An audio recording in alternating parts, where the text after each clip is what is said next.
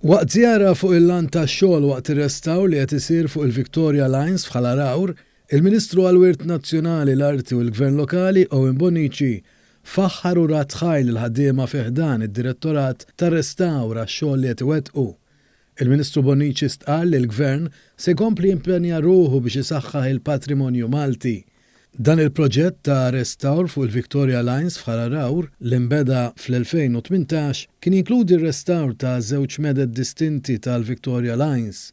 Wara li tlesta r-restawr fuq medda ta' madwar 60 metru li tikkorrispondi mat-tul tal-ġnien tal-Arusa tal-Mustaf tal-Ġakeb, f'Lulju tal-2019 id-Direttorat tar-Restawr ħafidejh ukoll ir-restawr tal-partijiet li jaqgħu fil-konfini ta' Ħalarawr li t-tul totali tagħhom huwa ta' ftit inqas minn kilometru.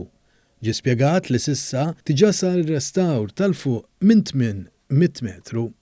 Il-proġett li huwa ppjanat li jkun lest sal-aħħar tal-2024 qed isir kollu b'mod manwali. S'issa ntefqu 80,000 euro fuq dan il-proġett, nefqa li qed titqies bħala waħda raġonevoli meta wieħed iqis in-natura tal-proġett. Il-perit Ivana Farrugia qalet li l-ġebel oriġinali li matul is-snin waqa' fix-xari tal-madwar inġabar kollu bir-reqqa u t-tella biex jerġa' jiġi inkorporat fl-Infantry Lines. Il-perit Farrugia komplet tgħid li ħitan li kienu mbnew fl-aħħar snin b'konkos u b'materjal ieħor inħattew u mbnew mill-ġdid bl-użu ta' ġebel tal-ordni ta' daqs speċjali bis-saħansitra jirriflettu it-tipoloġija tal-kostruzzjoni oriġinali tal-Victoria Lines.